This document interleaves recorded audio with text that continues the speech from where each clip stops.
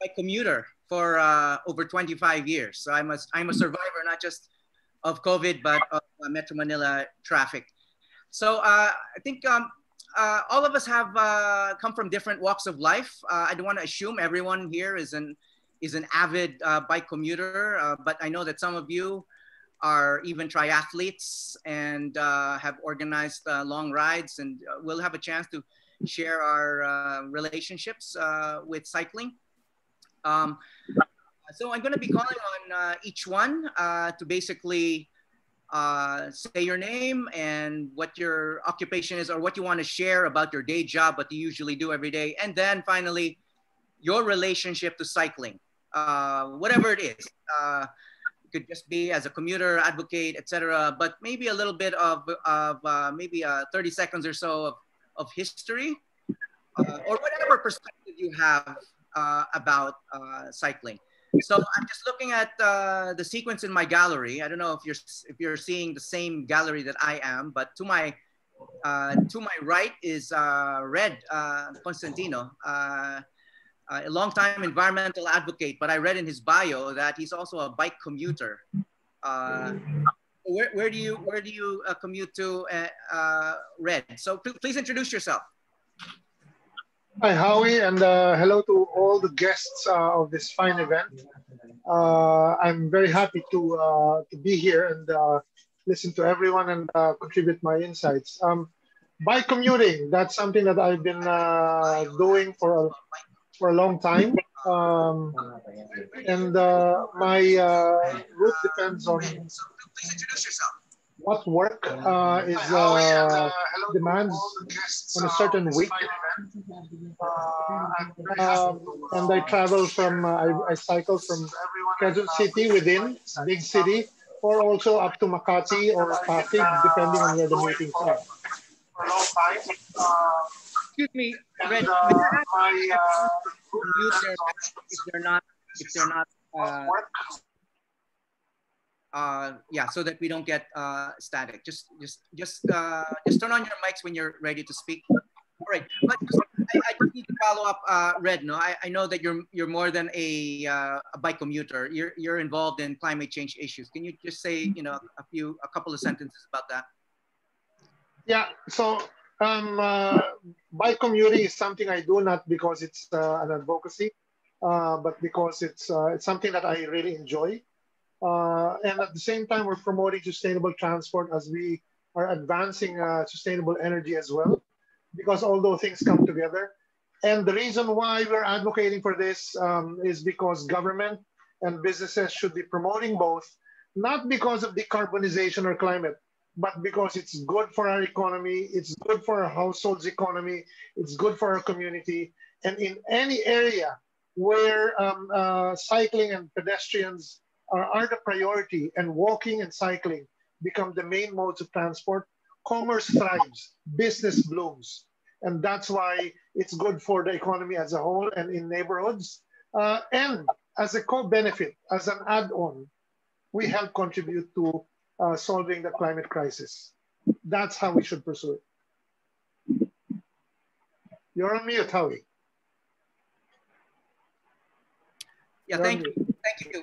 Well, speaking of the climate crisis, the big climate change agreement was named after Paris. So may I ask Mr. Piton to say a few words about yes, has anything to do with climate or cycling? Thank you. My name is Marc Piton. I am the cultural counselor at the French Embassy based here in Manila. And I just would like to say a few words about La Nuit des Idées, the Night of Ideas, because it was created by the French cultural institution, Institut français, based in Paris. And the Institut français invites all places of culture and knowledge every year on the last Thursday of January, like today. And to celebrate the free exchange of ideas and knowledge. It was launched, I remember, 5 years ago, in 2016. And La Nuit des Idées, the Night of Ideas, quickly became an established event on the French and international calendar. by offering lectures, conferences, roundtable, as well as screenings and artistic performance. And locally, we are free to carry some respective events, and we decided for this year to choose the topic of cycling, bicycle, and the theme of this year is closer, and we decided to organize this evening with the thematic closer bicycling. As you know, and you already talked about that with the limited public transport system due to the pandemic, more and more Filipinos are discovering a newfound appreciation for the bicycle as a mode of transportation and possibly also as a lifestyle. And I hope that this webinar tonight, Proches, vélo, closer by cycling, this night of ideas in Manila will be a real opportunity for stakeholders to discuss the various issues related to cycling as a popular mode of transport, infrastructure, and creating bike-friendly spaces, and also this impact of on health and on the environment. So thank you again for all our speakers for the attendance tonight, and also thank you also for the huge event, the people, audience also tonight. Thank you to be with us, and I hope that we'll enjoy our Nuit des Idées, nights of ideas. Bonne soirée, enjoy. Yeah, thank you so much. Thank you. Yeah, and next to you in my gallery is Jack Yabut, who probably doesn't need to be introduced, but please introduce yourself anyway and your thoughts about cycling these days. Oh, hello, bonsoir, bonjour, magandang umaga, magandang gabi sa lahat. Is my audio okay? Yes. Good. Okay. Hello. Welcome to good morning. It's 2:09 here where I am. Yeah, I actually have a presentation, but maybe I'll show that later. But I'm Jack from the Firefly Brigade. My colleague here and my co-trustee from the Firefly Brigade is here, Rosel Rivera. Hello, good morning. And a lot of you I've known or I have ridden together with in some way or the other. So good morning. In the Firefly Brigade, as you know, we've been in this advocacy since 1999, when it was very unpopular and insane to bicycle in Manila, where even government officials here, and maybe Dr. Ho can attest to this, would say, "You want to bike in Manila? Are you crazy?" No? So it's not a popular and not a marketable idea, some people would say. But 20, 21 years hence, I think we're in a better place, despite the difficulties on the pandemic and the inequalities that we still have now. So there's still a lot of work to do. So what we do in the Firefly Brigade, as you know, it's basically we want to get more people to have fun in the middle between their legs. No? So, and put more bums and buns and butts on saddles to get people to ride. So since 99, we thought of coming with a tour of the Fireflies. It is not a competition.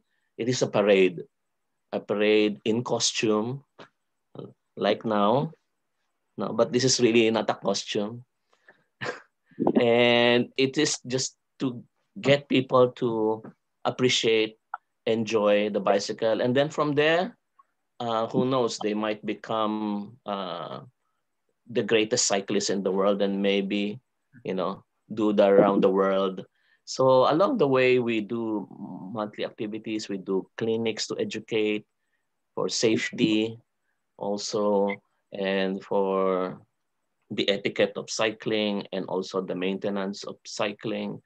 And then recently, in the past 3 years, we've done the Firefly Salubungan, which is a nationwide or like a Trans-Philippine ride. But it is not just a ride for endurance, although we do 120 kilometers every day, and we only rest on the 6th day or the 7th day.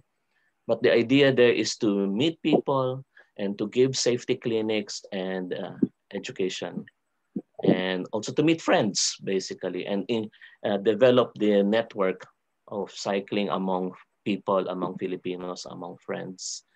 And it's been like that. So the idea from the very beginning, since 1999, was to devolve the idea, to share the idea with others so that it will become a reasonable, a logical, and a common and an ordinary activity. Make cycling an ordinary activity.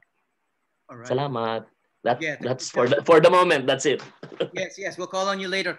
Well, we wanted to make sure this wasn't a Manila-centric discussion, so that's one of the reasons we invited Rock on, who is next to you. When we talk about cycling in the Philippines, Iloilo always comes up. Why is that, Rock? What's so great about what's going on in Iloilo? Well, because maybe in infrastructure we were ahead as early as 7 years ago. So the recent attempts is just about connectivity and making the bike lanes denser. And it's inclusive because it involves sports, people who bike to work, for mobility, everything, for tourism even. So I think the secret in Iloilo is because the Ilonggos are very passionate, and there's a working relationship, good harmonious, between the city officials, the national politicians, the advocates, and the users. I think that's basically the secret, working together as means going forward. And it's important to have a grand plan. And so, based on the availability of funds, we extract phases from that grand plan. So there's a direction. But even that grand plan is also becoming bigger because as it becomes denser within the city, there's now an attempt to connect it to the town. So, and of course, the festival, we have an annual festival, which just started 8 years ago. So it's a very good catalyst for bikeability, and infrastructure. It's a holistic festival. Integrated in the art, the biking as an advocacy, etc. So that's it. Yeah, and we know Rock, before you went to Iloilo, you were in Manila for a long time organizing similar bike-related and art-related activities. I joined you in several of these art bike rides where we tour museums and galleries. So thank you for doing that, and I'm glad you're doing the same thing in Iloilo. But I'd like to call on now on Carmela Pearson. We were talking about you a little while ago because you've been organizing long rides. Mm-hmm. Most of us here on the panel are more accustomed to short rides or commuter rides. Ikaw, no? What motivates you, Carmela, to organize long rides? So I've always been, I'm Carmela Pearson. I'm an amateur Filipina cyclist based here in Singapore. I'm a mom, a wife, and an entrepreneur. So pre-pandemic, I used to organize the ODAX rides in the Philippines. So I'm very, very emphatic about the ODAX format. And I always say that this is not a race. So it's for me as a human being, I've always been enamored with, the journey and the process of getting from one point to another using a human powered machine. And for me, the bicycle is really an incredible invention. So I founded Audax Randonneurs Philippines in 2010. And we wanted to start really small because the idea of Audax, the minimum distance of riding, it's 200 kilometers. And it can be quite overwhelming for the newbie. And even for me, I mean, I've never done a 200, a 300, a 400, and a 600-kilometer ride prior to organizing it in the Philippines. So it was unknown territory. And I knew back then in 2010 that it might not be, something that the Filipino cyclists will really like.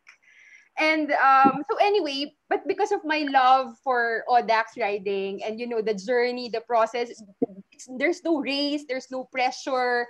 It's always about the people you meet through these rides.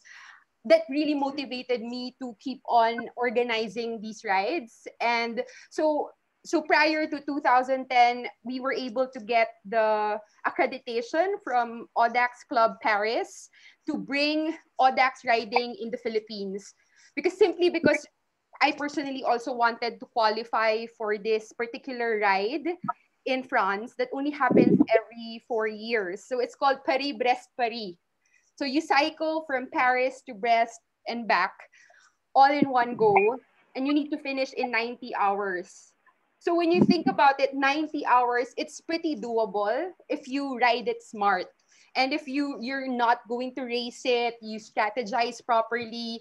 And the more I read about these rides, 80-year-old cyclists in Europe finish it.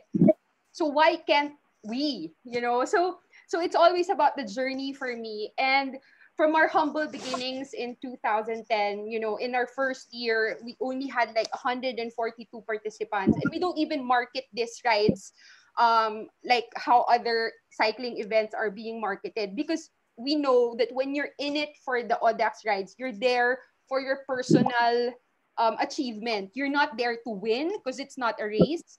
You're not there to podium or gain recognition, because regardless if you finish first or last, you're all treated the same anyway.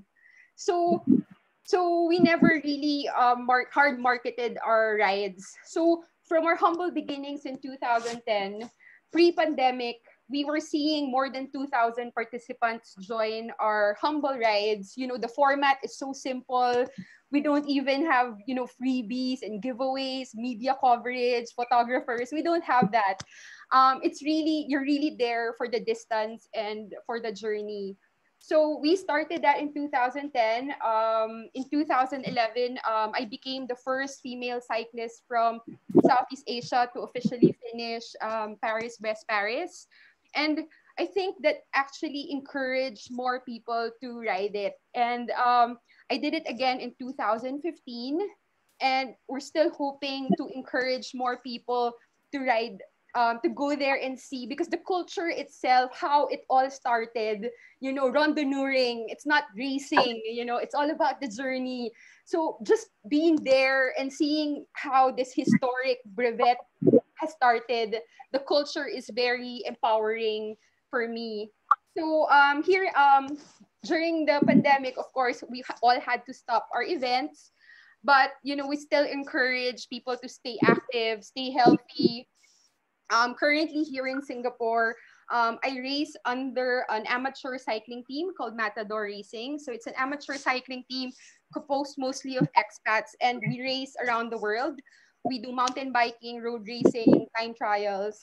But really, my heart is into long distance cycling. I'm an advocate of this format: long distance cycling, active and healthy lifestyle, women empowerment, and building an inclusive cycling community. So if you see any of my Audax rides, you will see a lot of different cycling machines. We welcome anybody. I mean, you see most commonly the people on road bikes, triathlon bikes, because they're fast. But for the past few years, I've been humbled to see, folding bikers, fat bikers, mountain bikers, fixies, and they all comply and embrace the format of Audax riding. And we are the only cycling event that actually really releases one peloton in one go, side by side with different cycling machines. So it really is a very inclusive cycling community. So that's my background. So motivation-wise, those are my advocacies, Howie. Yeah, well, thank you for organizing those events in the Philippines, and only someone with your enthusiasm can get that done. So, speaking of which, next to you is Cyril Rock, who's done his own long rides in the Philippines and overseas. Cyril, talk about your relationship with cycling. Okay, so thank you for organizing this event. So my relationship to cycling essentially started with Carmela. Let me explain how I got there. So I have been living in the Philippines for 30 years now. I was an expat working for a French bank, Credit Lyonnais, for those who remember. Then I left the corporate world in '95 to start my own ventures. I'm in finance and technology, so I run. And when I was young and younger, when I was a teenager, I was in track and field, and then later on played quite actively football and soccer in the Philippines. We had a great team, great French team. We won tournaments, and I probably overplayed. And I think when I was 35, I got a bad injury. I tore off tendon in my foot, and for about 10 years, I couldn't be active anymore. And essentially, my stories that I want to share is that this can actually happen to a lot of people. I gained weight. I was not happy with myself. And I met a guy, a common friend of Carmela and I, Joel, who challenged me cycling thing called Audax for the Paris Brest. You're French, you should be able to do it. And I didn't have a bicycle, but I wanted to lose weight. So I said, okay. Pamela remembers it was a very cheap bike. It was not designed for that kind of event. And I think your first event was 300K. So I thought that if I do 300K, for sure I will lose 5 or 8 kilo. I joined them. I had really a hard time, but I finished it. And then essentially I got the bug. So my motivation was to lose weight, and it took me a long time to do a lot of kilometers to lose the weight. And essentially that's how I became a cyclist. And just a little spin to that story. I wanted to do the Paris-Brest-Paris, but I never managed to do it. So I learned a lot with Audax about being self-reliant, to learn about nutrition, learn about your own body, your own mental strength. And but I got injured, and I was not able to do that race, so I veered into triathlon. So I discovered essentially by accident through cycling that I could run marathon and do triathlon. So I got more into triathlon. But I promise you, Carmela, I'm going back into long distance cycling, as you know, and I want to do the next Paris-Brest. So now during COVID, there's no triathlon. So my main activity is cycling. So in my DNA, it's still Audax. So every Saturday we go out and we do long rides, like 100, 120K. And like Audax, but around Tal Lake, Rizal, many places. And I'm a better runner, but I love cycling so much because you learn so much about yourself, about the country. It opens up to so many issues. That's why I find most fascinating with cycling. Thank you. Yeah, well, thank you. Howie? Yeah. Okay. Just to follow up on Cyril, there was a quick interview 2 nights ago when we did the ride. We'll just run the video quickly. Yeah, okay.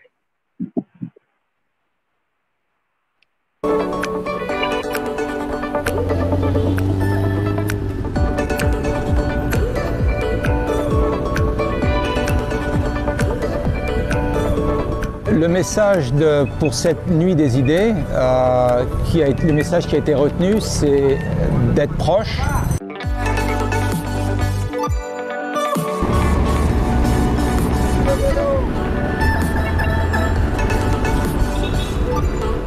Une chose qui a été observée suite à la pandémie et au Covid, c'est que les gens étaient séparés et enfermés. Et un des rares moyens de se rapprocher et d'avoir des activités communes, c'était le vélo.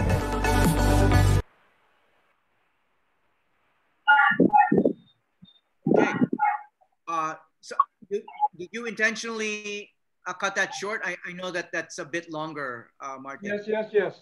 Okay. It was just a teaser All right. on what be discussed later. We'll see the rest later. Well, speaking of which, some of you might have noticed that venue for the bike ride was SM, and one of the hosts from last Tuesday's ride was Dudes Carvalho. People have talked about the role of the private sector. Dudes Carvalho is doing a lot in mobilizing his own giant company in supporting cycling. So tell us about it, Dudes. Hi, good evening, everyone. Dudes Carvalho here. And as much as I would like to take credit for everything, I'm just the project lead of SM. I'm the one implementing all of the cycling-related projects of the C family. This started about a couple of months ago when I got a call from Mr. Chico C, Hansi Jr., and he said, "Hey, we have to help out the cyclists, because of COVID, everyone's buying bicycles. We have to make it easier for all of them to get to our malls, buy their basic necessities, and get back to their homes." So he wanted us to do a study on how we can help them out. So that's how this entire big project that you were talking about, Mr. Howie, started. But I can share more on that later on. Yeah, but you're also a commuter, no? So you yourself benefit from the project that you're working on. That's correct. I've been an SM employee since 2009. Carmela and Joyette know me. They see me at MOA. Yes. Hello. And so did the C family and all the executives of SM. They knew that I was a cyclist. I'm a recreational and a bike commuter as well. So they thought, hey, let's make him project lead to help us out with this fund. All right. Thank you.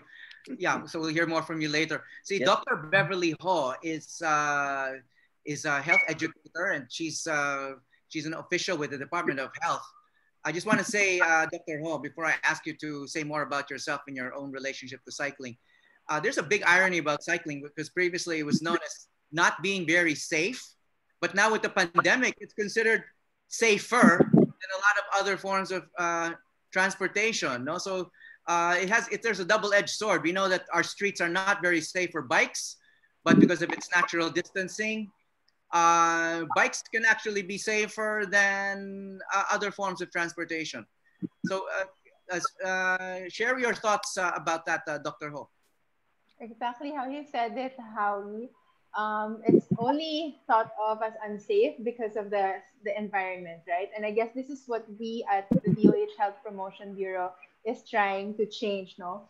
Not everyone will have the enthusiasm like many of our guests here today, our panelists today, but it's also important that people are not only aware or health literate about certain initiatives, but it's important that the environment is actually promoting or very supportive, no? And it can actually trigger some people to take in or adopt these kinds of behavior once the environment is very supportive. And that's why us from the DOH side, as the convener of the prevention task group for the IATF, but also the lead of our interagency group with the Department of Public Works and Highway and with the Department of Transportation and the Department of Interior and Local Government, we are really pushing for the government to allot more funds, both the national and local governments, in order to promote safe cycling areas. And more recently, we actually undertook a public opinion poll on whether people actually just had to say whether they agree with the statement, not that it is possible for my city or municipality to become a great place for walking and cycling. And actually, we got really, really good results. Around 77% of the entire country agrees with the statement. And when they were actually asked, roads in the Philippine cities and municipalities will be better off if public transport, bicycles, and pedestrians are given priority over private vehicles, the answer nationwide was around 81%. No? So it's not that people are not wanting this initiative. It's really about us reorienting, like both from the government side, how we plan our cities and spaces, but also, I guess, from at least us, the health promotion side, be able to let people appreciate that the benefits of cycling span beyond health, as in health for protection against COVID, but also an investment to protect yourself from non-communicable diseases. And finally, obviously, as many of you have also mentioned, it has economic benefits, especially in this time when the public transport is still quite limited because of the pandemic. So I guess from our end at the DOH and on behalf of my other public sector colleagues who are working on active transport, we just really need to work together. The government needs constant push and encouragement, and the same way as we will continue to get inputs from the users of the bicycle lanes, etc. So that would be all from our end. Thank you, Harry. Yeah, well, thank you, Dr. Ho, for your support. I have to ask you though, because the question crossed my mind, and I might forget it. From a health point of view, is it really necessary to wear a mask while cycling? Well, actually, based on our guidelines and the scientific evidence around it, you can actually opt to not wear mask and face shield while actually doing physical activity, because it's actually using up energy, etc. So it's an aerobic exercise. That's what I'm trying to say. So mask is actually not needed. But obviously, we know that we will gather up to a certain point in time with our co-cyclists, and then that's the time that we actually need to wear it. All right, thank you for that clarification. All right, and then we have Rosel Dazzle Rivera. In her bio, she's the chair of the Firefly Brigade, which whose claim to fame is it's considered the mother of bicycle advocacy in the Philippines. Dazzle.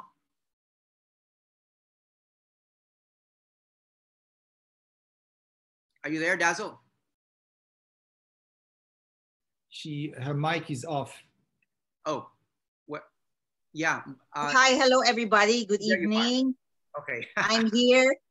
Hi. Good evening, everyone. From good evening, good morning to Jack, my colleague, and to Carmela, who's in Singapore, and to our friends from the French Embassy, and to whoever is there. I'm here speaking from my house in UP campus in Diliman, and I'm happy to be here to listen and to share all our experiences for the past many years. Howie, I was talking to him last night that there was no GoPro yet. I remember when he featured me in one of his shows many years ago, we were still considered insane. He tied his camera on one of my bikes and he followed. I don't know how you did that, Howie, if you remember that. That's like 30 years ago, And today we're so happy that we have the public sector with us. We have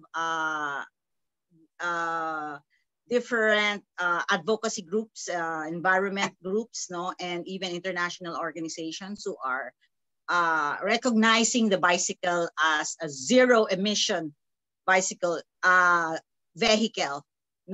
It's a very slow pace, but we're very happy that all sides of all spaces are now being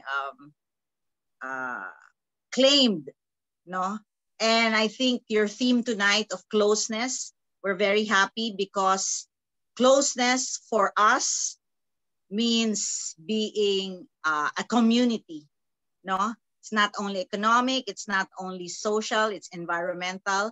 It's like Carmela was saying, it's inclusive. So thank you, and I hope to exchange more with the group.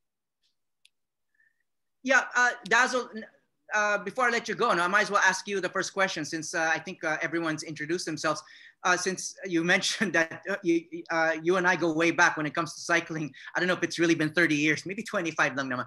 But maybe, no, my daughter's 31, so that must be around that age. Yeah, but I want to ask you, how much has really changed? Because, the pandemic supposedly has created all of these opportunities for change, transformation, etc., created alternatives. There was a shutdown of public transportation, so many frontliners had to bicycle to work, etc. But from your long perspective of biking for, I guess, at least 2 decades, how much are things really changing? Is this just a drop in the bucket, or are you seeing fundamental change? I think we're seeing fundamental changes now in terms one, because 30 years ago, or let's say 20 years ago, we were talking about the culture of cycling, no? But I think if you're going to look at it in terms of decades, the culture has started in the sense that there are so many bicycle organizations. I think that's an indicator, no?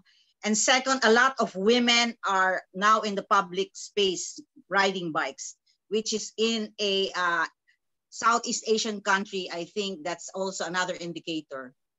And a third indicator, we have already resources going to cycling, no? It's a slow, but I think these are very good indicators, no? And fourth, the most important is that there are also a lot of people, the business, no, of selling bicycles, whether it's secondhand or no, and also the bicycle shops, repair shops, no. This, and even online now, these are also another indicator. There's a lot going on now. So I think it's a good takeoff from 30 years ago. Yeah. All right. Dazzle, before I let you go and ask somebody else about this same issue, I mean, you mentioned more women on bicycles.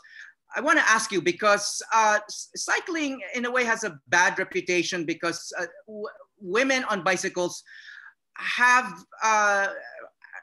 been known to kind of been received, rude commentary or conduct on the street from maybe even from fellow cyclists, male cyclists especially. Is that still the case? Is that true, or is that yes, still the case? This is a very long process, but the fact that we have a group, we call them Kababike Ihan. Now that's it. Now there are spaces now where women are able to talk about their stories. Now it takes it's coming out, the stories and the experiences from women themselves, and they're able to talk about it. Before, there's a whole culture of silence and people don't know where to go. But now there are communities online and offline and holding small rides and talking about this and where to go and what should they do. And they're talking about cities which have laws against this, what they should do. And there's leadership among women. And men also, of course it's slower, no, but there are a lot of men who are supporting also this culture of respect for women riding on bicycles, no. Right. It's a good start, no. All right, thank you for that perspective. I hope everyone else doesn't mind that I'll be dwelling on this issue for a few more minutes, because I think it's very important. Because from my observation, the majority of bikers on the road, at least in Metro Manila, I don't know, maybe in Iloilo or Singapore it's different, but they're overwhelmingly male. And I think if we're going to have real transformation in terms of cycling in the Philippines, we've got to get more women comfortable and feeling safe on bicycles. And so I want to ask the couple of the other women on our panel, starting with Joyette Hobson, who's been biking for a long time. She's a triathlete. Have you noticed any change? And have you had bad experiences in terms of sexism on the road from other cyclists and safety issues as a woman? Hi, everyone. Thanks for having me. So yeah, about that question, I'm coming from, I hardly bike commute. So I'm coming from the racing and bike touring, recreational rides, part of cycling, right? What I noticed, well, as a woman, what I usually get are men that would try to overtake, especially if I pass them, and they would can't believe that, or they just don't want to be chicked. So you do them back and forth. They pass you, and after a while they slow down, and then I pass them back and things like that. And actually, I'm right now I'm in the island of Mindoro. So I moved here. I'm from Manila, but I'm here since the start of in the middle of the pandemic. I moved here. But I also noticed years ago, I would come here with my bike and there would be nobody. I'm the only girl that's cycling. But now I'm happy that there's so many women and even young girls riding. And I think, yeah, even the provinces are catching on. So it's great. All right, thank you. And then finally, Carmela, I know you're in Singapore, but I know you bike in various places, various countries. Have you noticed more women biking during the pandemic? Definitely. Even you, I started like cycling 13, 14 years ago. So from that time, I've slowly seen the growth of women cyclists, not just in, not just in triathlon and racing, but commuters in general who use the bicycle as a means to get from one place to another. And even here in Singapore, where, it's a first world country, the public infrastructure is fantastic. Still, there's now a shortage of bicycles here in Singapore, which I'm really amazed. And whenever I go out now, I see a lot of women cyclists here in Singapore. And but I think the big difference from Singapore and in the Philippines is that here in Singapore, maybe because a lot of people have already embraced cycling as a part of the lifestyle, we don't really get catcalls. As a woman here in Singapore, as a cyclist, I think I'm treated the same as the men who cycle here. In the Philippines, unfortunately, there's still a bit of bias, but we're getting there. I mean, I've seen how we have slowly evolved and matured as a community. Even in the events that I organize, before people would say, if Carmela can do it, I can surely do it. So there's if kaya ng babae, if a woman can do it, I surely can do it. So I think that's the challenge started there. Why the long distance cycling also matured in the Philippines, and we can see a lot of women get into this sport, get into the culture, because I don't want to be biased, but female cyclists are more patient. And they don't necessarily have to go fast. They're very patient, they're more mature, they patiently get from one place to another without having to think about ego and anything like that. So interestingly, when I started the ODAX in 2010, Cyril was there in 2010, we only had 22 participants, and 85% of that is women. So way to go. For me, the more I see women get into the sport, the more men also get into it, the more respect we can share as a community. Wow, great. Wow, it's things are looking up from the perspective of the three women who just spoke about it. But I just want to acknowledge Mr. David Charlton has joined us. David, I asked everyone to say a little bit about themselves, but since we're almost a quarter into our discussion, maybe I can ask you the similar question. I got a private message from someone in the panel saying David is a strong supporter of women's cycling. Is that true? And please elaborate. Well, yes, I am. Obviously, I'm in the hairdressing business and salon business, and 99% of my staff are ladies. And as Carmela was saying earlier, that that when I first started biking and racing and joining everything, then mostly we saw very few women in the races and biking out in the streets. And then of course I got my staff interested, and we have our club effect. And I'm assuming that Carmela told you about our original Team David salon, which was basically all of the ladies that were in cycling, triathlon, duathlon at the time. And that's when we started up that team.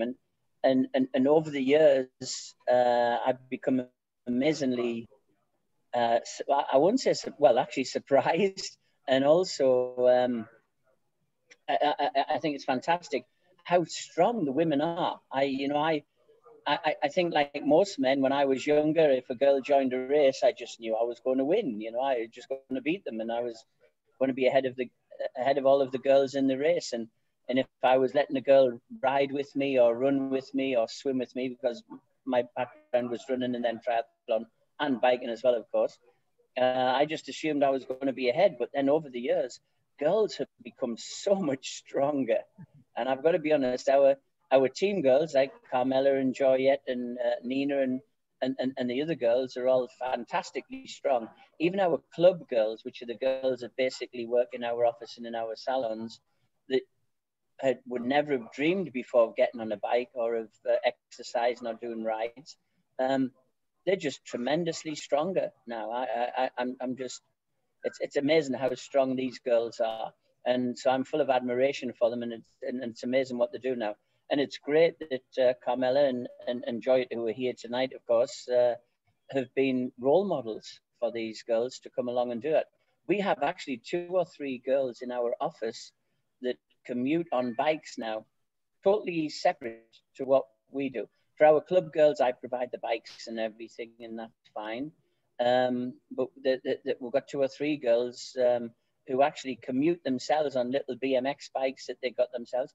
And, you know, and they ride for 30 minutes to work every day since the pandemic and the lockdowns and everything. So with no drama, nothing exciting going on, no crying or being upset or whatever. And they just do this. So I'm actually very, very proud of our ladies and very proud of what they do. And I think it's fantastic that they get into this. So I have to support them. You know, how can you not support your, how can you not support the girls in your family? You know, you have to do it. And I'm very happy, more than happy to do it. So it's great. Yeah, good for you. Thank you so much for your support, David Charlton. Now, there's a question about infrastructure. So we'll shift to a very important subject under this theme. I want to ask Jack Yabut, since he's been an advocate for just as long as anyone here, what changes have you seen in terms of infrastructure for safe cycling, and how much more still needs to be done? Oh, a whole lot, right? A whole lot, especially now that I'm in the US for medical reasons for my sister, but biking here, comparatively speaking, we still have a lot to go. Also, as mentioned by Dr. Ho and with Dudes Carvalho of SM, the good thing is that government and private sector are also starting to, you know, implement and plan and develop these things. But you know, when I mean a lot, because we're still a lot of areas we're still like on the planning basis, and then like really getting the work on the road and on the trail, and the second level, and that this is where maybe Iloilo and Rock can explain some more. With a given or existing network of bicycle lanes, the need to interconnect them, and also it is important for the safety of the users to very carefully think about the interface between the places where there would be an interaction with motor vehicles, because that is where, and of course with the pedestrians, that is where the safety issues are very, very important. So it is interconnection, it is creating the safe interface with the other users of the road. And going further back, when I say a lot of work, because in some places we are still actually on the first, still getting to the first base. Yeah, Jack, just specifically, you know, because there's various efforts being done. Some of these efforts are very recent, started during the pandemic. Can you highlight a good model? Is there any, at least in Metro Manila? I know you're from Metro Manila, and I'm in Metro Manila. So is there anything? I know that you said that there's a lot that still needs to be done. I mean, of course, but is any place in Metro Manila doing the right thing at the moment? Do you see any good models that the rest of Metro Manila or maybe other parts of the country can try to emulate, or is this everyone is just not doing it right? It's still too early to say if people are doing it right or wrong, because it's still on a very early stage. We're still talking about the first few, first few kilometers, and put the country all together, the first few 100 kilometers. So, and right now the types of bicycle lanes and infrastructure that we have is what we still consider as class 2. Class 2 meaning that they're just basically painted lanes. So it just gives you a visual protection. It's not really a physical protection from the other motor vehicles. So class 1 bicycle lanes are, of course, there would be greater planning, funding, and will involved to get it done right. And then, of course, the next thing is interconnection. So that's where we are. So I don't want to say that we're doing it right or wrong at this point.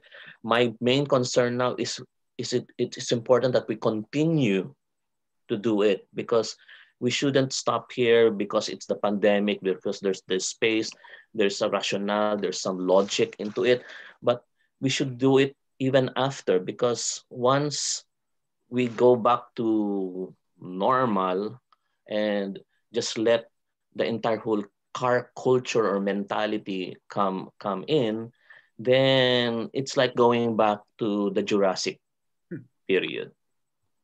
Yeah. Okay. Well, I want to ask Rock something similar, because he's lived in Metro Manila, and now he's in Iloilo, which is cited by a lot of cycling advocates. Rock, please compare the two. You've lived in both places, Iloilo and Metro Manila. You've biked in both places. Give us your take. Nakamute ka, Rock. Unmute yourself.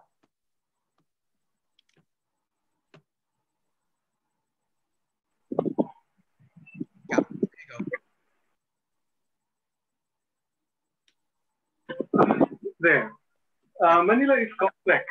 So I guess the solutions there will take time and should also be complex. There's a tendency for advocates, for example, to do Metro Manila or national. I think they should really focus on their own cities, no? Kasi kahit paano magko-connect naman ang mga cities eh. So in a way that we're focusing on the Iloilo City, though we also part of the national coalition, bike coalition. But I think it's important to focus, no? Where you can really have substantial, where you can really be effective and be useful. In Iloilo, it's important that the users or the bikers are proactive, and the officials, the government, is very responsive. That's what's happening in Iloilo right now. For example, in the bike lane, well, the advocates created 3 pages, no, or sites where they can post pictures, the comments, the criticism, and everything. So every time they post it, for example, a picture of a hazard, in a few hours, in a day or two, the government would do something about it. So this is an ongoing thing, no? And I like the idea that there is that responsiveness, and there's that proactiveness, no, in both the users and the implementers or the local government. So it's as Jack said, we may be there, but that's not really enough. No? There's really a lot of things to do.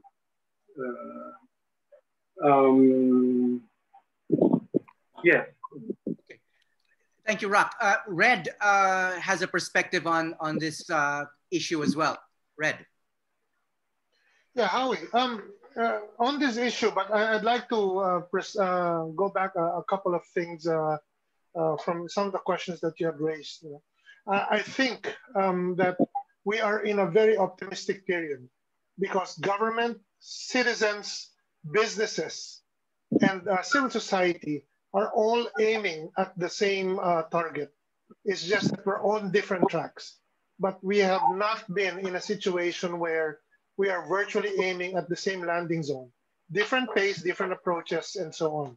So I'm very optimistic that this citizens movement, which includes government supporters, is going to prevail. Because I think what's happening now, at best, we would probably be seeing at best 10 years later. But it's already taking place. It's already taken place last year.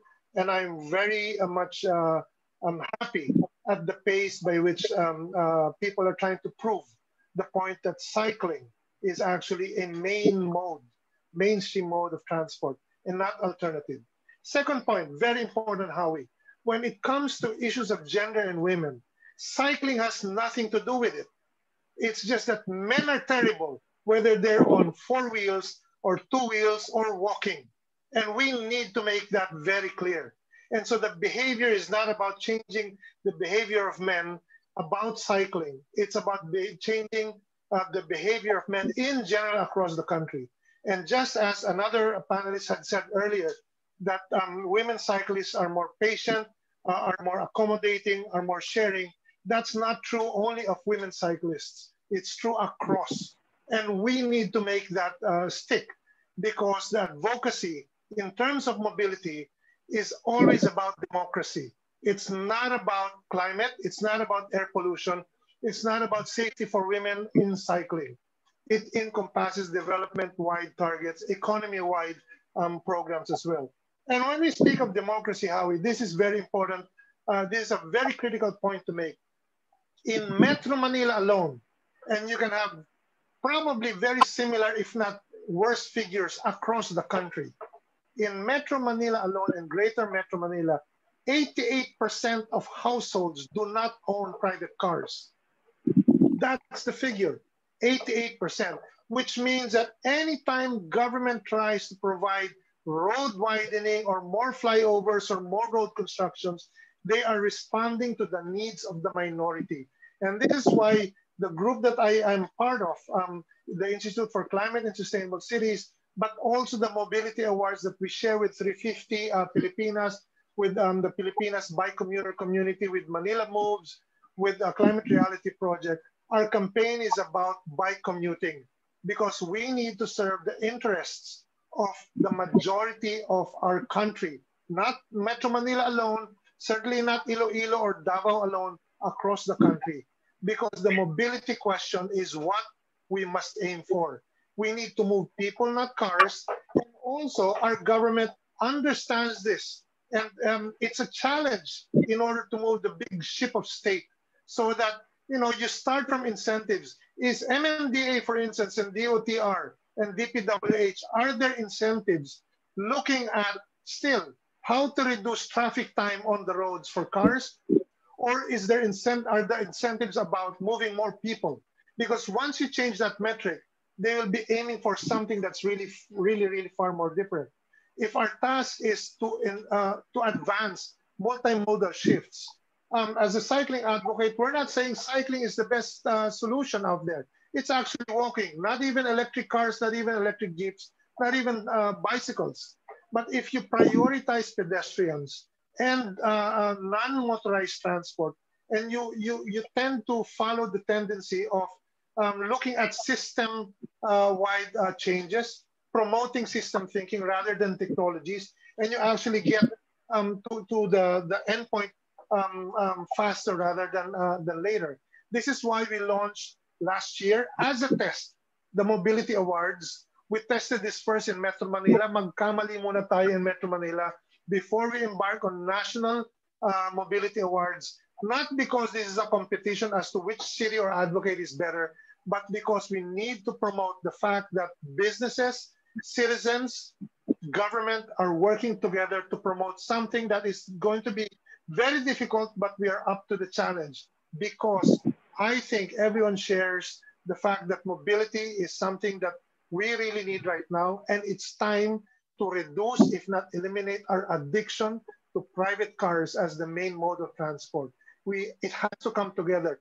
Bus rapid transport, pedestrian-friendly thinking, cycling, non-motorized transport, electric vehicles, and metro rail, including ports and so on. System thinking, hindi project, hindi technology, hindi isa lang. And throughout all of that, to go back to one of my more important points, women and gender need to be at the center.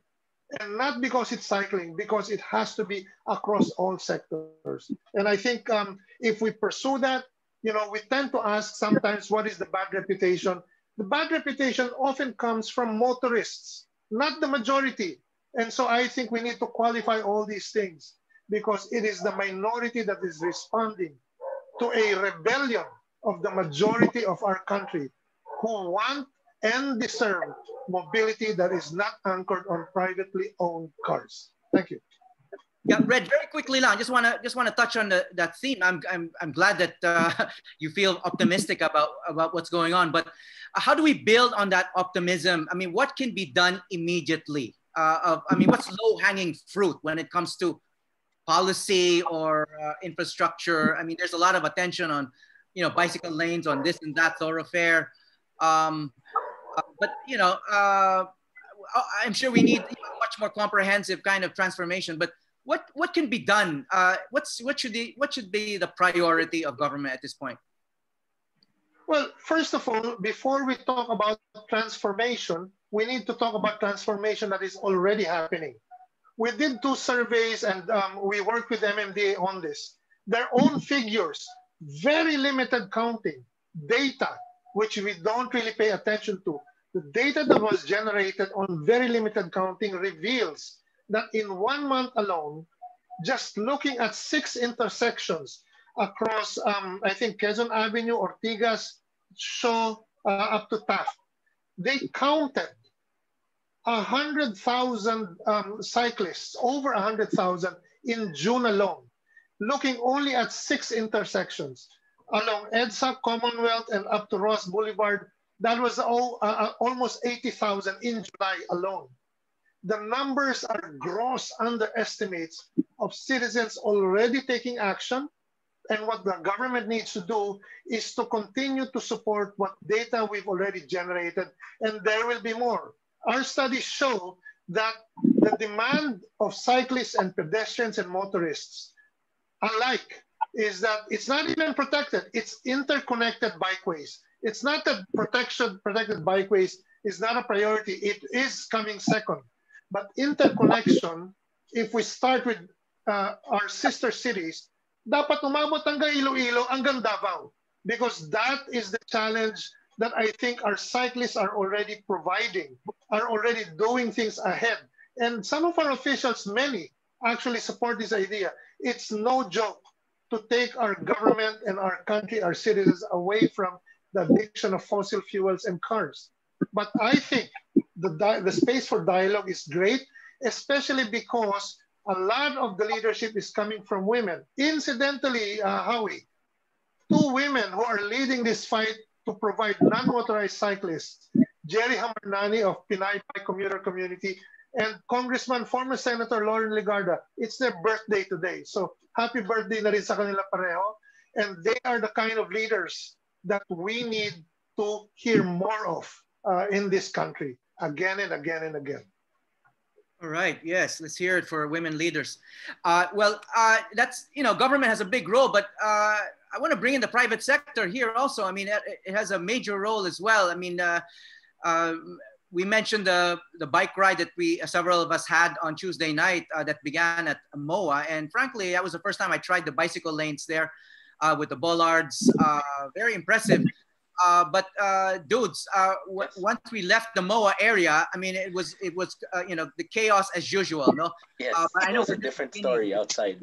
Yeah. So, dudes, Um, how did you? I know. How did the company get around to starting this at least? No, to starting this, and hopefully it continues. No. So, how do you get a big company how to doing this? Yeah. Howie, Go ahead. I'd like to toot the horn because dudes shouldn't do that. They won the gold in our mobility awards. This is something that I want to say so that hindi nila kailangan itaas ang bangko nila because they've done really well, along with other businesses and cities that won gold as well, such as Pasig and Marikina. So bravo to your group, dudes. Sorry to interrupt. Congratulations. May I add? Are we Please, from please, go Iloilo? ahead.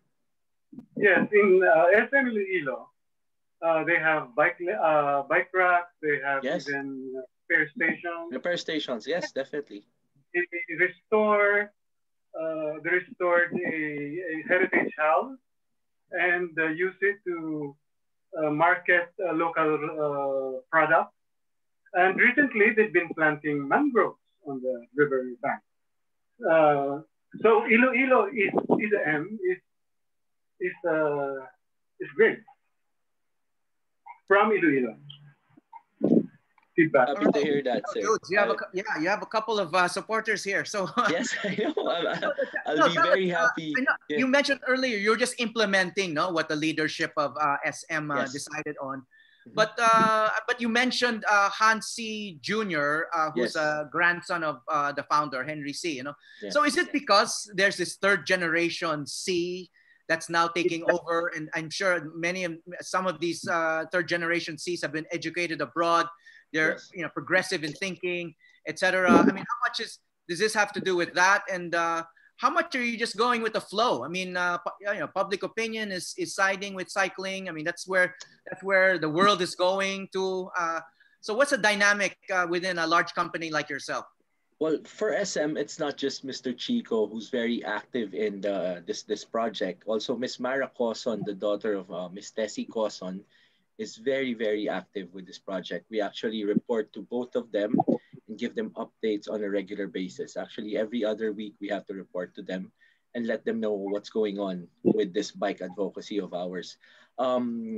Thank you, Mr. Red, for mentioning that two of our sites won the mobility awards, and this was possible. This happened because we actually tapped a lot of the civil society groups, like, of course, Mr. Jack Diabut's Firefly Brigade. We also asked help from MNL Moves. Mr. Robert C. also helped us, Bike to Work Pilipinas. And we based our designs on NACTO, National Association for City Transport Officials. We wanted to go, the European style, of course, France, the Netherlands, Denmark, but we noticed that we're about 20 years away from that, the Philippines, I mean, but using NACTO guidelines, this was closer to where we are right now. So after consulting with groups, with NACTO, also MMDA, DOTR, and DPWH, they were very active in helping us out with the design guidelines. And I'd like to add on to what Mr. Jack mentioned a while ago. Next thing that's on the pipeline is actually not towards the infrastructure anymore, but it's on the education of the actual cyclists. So we're coming up with a bike manual. This is based on the DOTR memo that was released last year. And it'll be out in English and Filipino, and we're going to be printing it. SM and its partners are going to spend for it, and we're going to be distributing it all over the Philippines. We're also coming up with a video. This is going to be shown soon on all of the 380 SM cinema branches nationwide, especially when they open, and also on our social media assets, on our platforms. Aside from that, there was also a mention about the interconnectivity of these bike lanes, the networks. So we are, SM is part of conglomerate actually of the private, the social, civil society groups, and the private and the public government. So what we plan to do is to create a more of a national bike master plan. Actually, that's what was being thrown at. And what we want to do is to provide additional bike lanes for those locations that aren't connected, maybe sponsor signages also, and maybe add some repair stations on key locations, something like that. Mr. Howie. Well, thank you for sharing. Someone there, we got a question here from our audience. What happened to the, and this for, I guess for anyone, but Red said he can answer this. What happened to the EDSA bike lanes and either bike lanes in Metro Manila? They were promised back late last year. What can be done to get this started again? So the status of the bike lanes. Red, are you familiar with this? Yeah, Howie, I think the question needs to be directed at all of us, not just the panelists, because this is about government finding really serious challenges in rolling out all these things.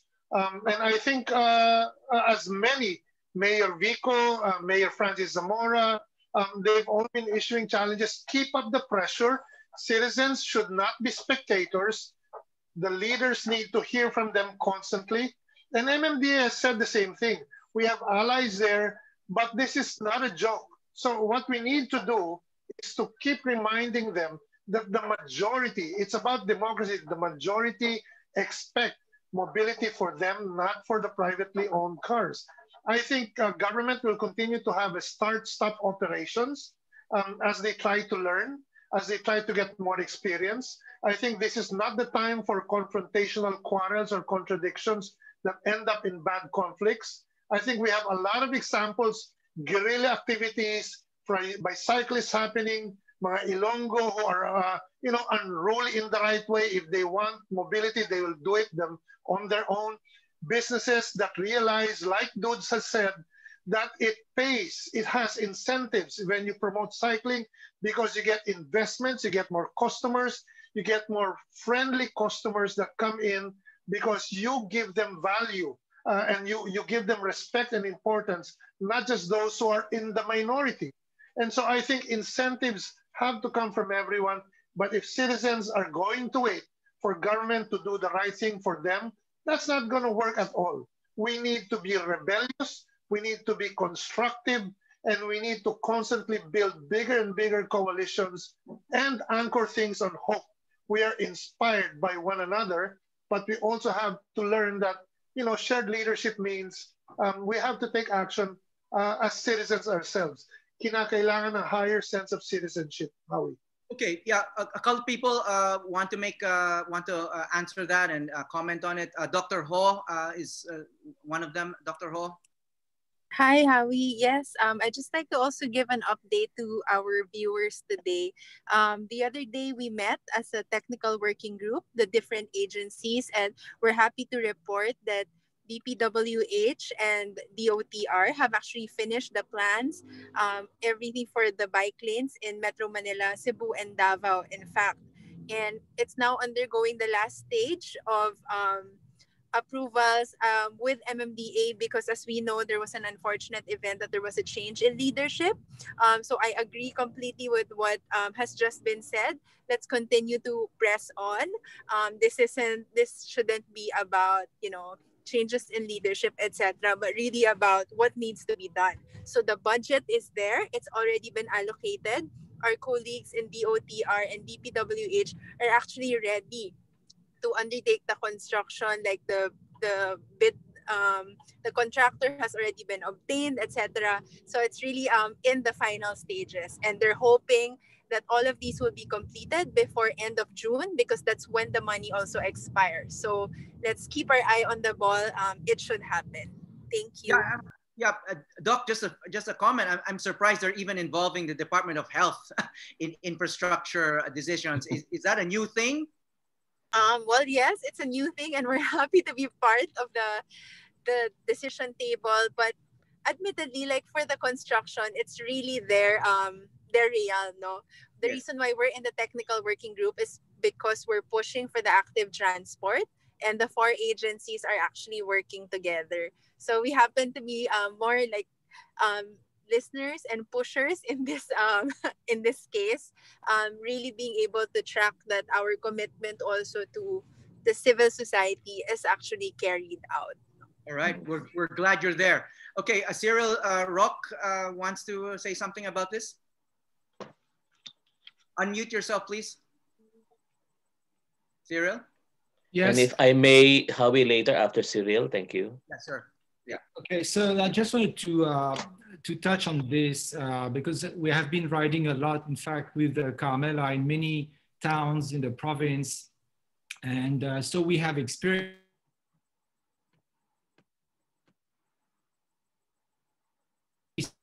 but with experience, you overcome that. And during the COVID period,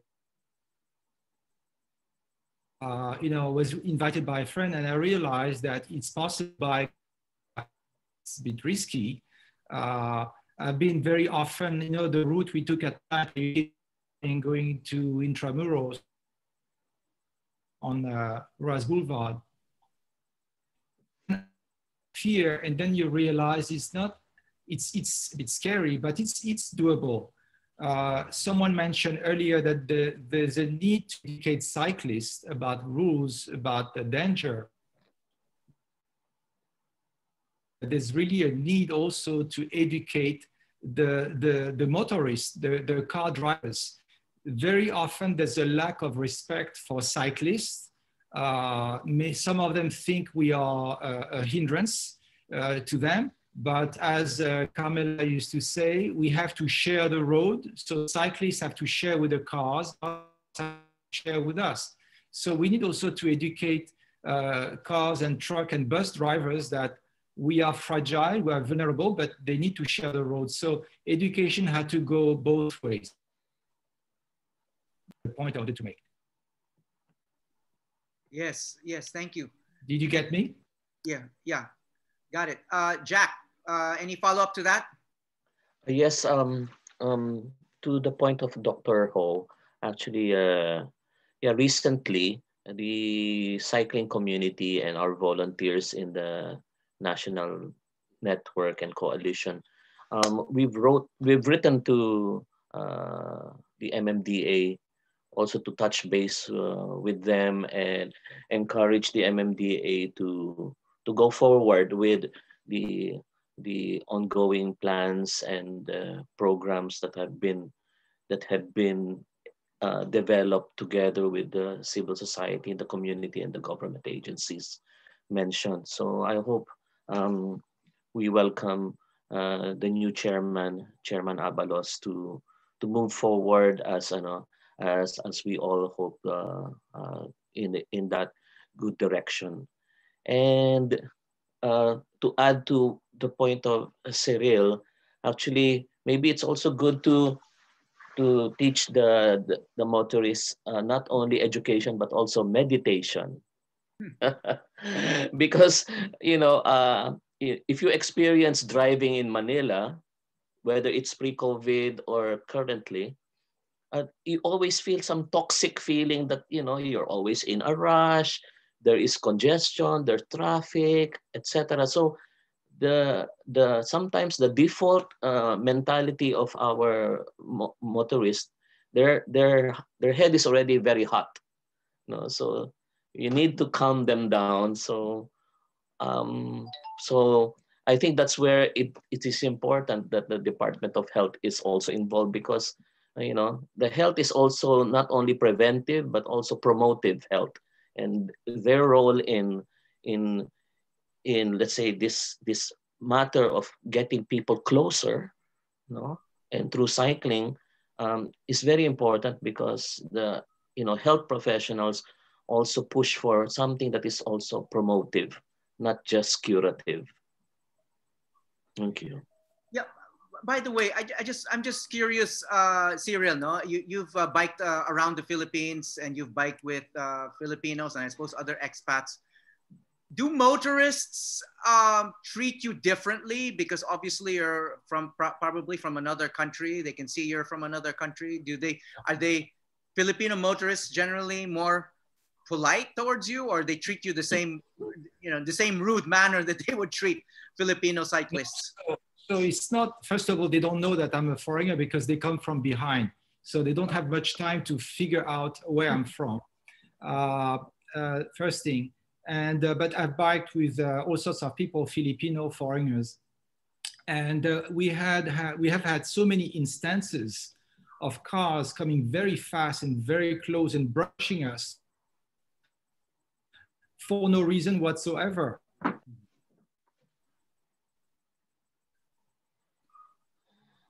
And this is not acceptable. So it's really not acceptable. So we can be taught all the rules to be careful, to put a helmet, but there are accidents. So, you know, I wanted to mention a law in the Netherlands where if there's an accident between a car and a cyclist, by default. So the cars have to be careful to keep their distance. The faulty party. So we should have something like this here so that cars, buses, trucks would pay attention to cyclists. Obviously, the cyclists themselves have more respect and care from the car drivers. So it's about sharing the road.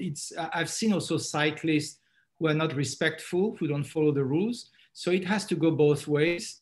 Everybody has to be educated. We have to be careful, and they have to understand.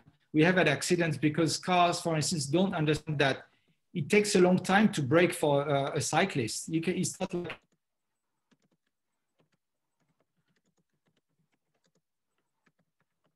and when you're a cyclist, you're a very vulnerable position. If you fall, also.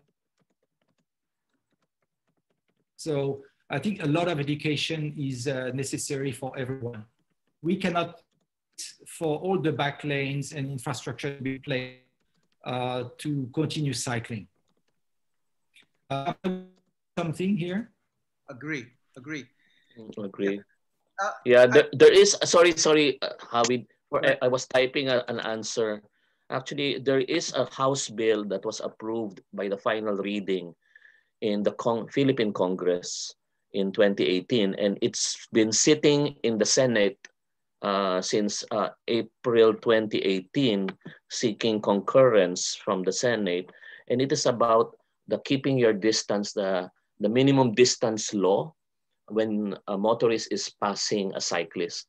You know? So there is this law that has been approved in the Congress, but it's not yet been concurred by the Senate about this distance. So going back to our topic about getting closer through cycling, this time, please do not be so close to me.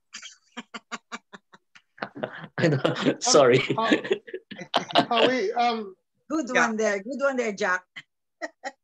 Yeah, but if I may on this point, I think it's also very important that we move away from the illusion that legislation will save us. Because in terms of distance and so on, I think it goes to the heart of the problem. And it's not about the ignorance of cyclists or motorists. It's about good design. And that's where you don't need laws. Because if you have good design that is not prioritizing cars, then you will have behavior changes as well. And you may not even need to change mindsets. Because if you have good design on the roads that allow cyclists, for instance, to turn left or to turn right, then you also have a chance. That's in a perfect world. In the real world, in the Philippines, it takes time. So everything should be open, from laws, from communities, from CSOs like you. I think we should be open to building the community. So you can't say there's a right or wrong. I don't disagree with that. But what I'm saying is if you rely on legislation to save us, it will not. Because a lot of the problems we're confronting do not require new laws. In fact, we have excess laws. We have excess laws. And so if you want faster change, we have to move away from thinking that legislation will save us. Because there's a number of things that our mayors, progressive mayors, have already shown. You did not know. You did not need. They did not need new laws in Iloilo to provide that infrastructure. Maybe for some budgets, yes, but in terms of design, Pasig, Marikina, the interconnection that challenges in Metro Manila and in Metro Davao or Cagayan de Oro, they will not need laws as much as good design, as much as consulting the actual pedestrians and cyclists, as much as listening to what the majority actually needs. Those do not require laws. Yeah, Martin.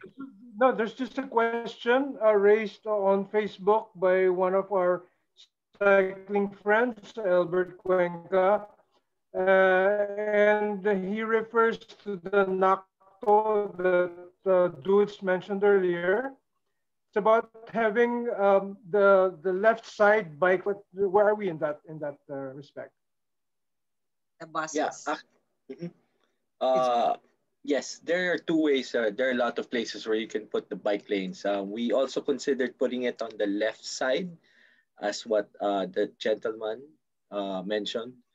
But it was decided that it would be better on the where it is now on the right side for most of the SM properties. But it's the left side, the one that's being suggested now is still being considered for other SM properties such as SMC side in Cebu. We're actually looking at putting it on the left side as what was suggested. Actually, it depends on the road condition. Yes. You know,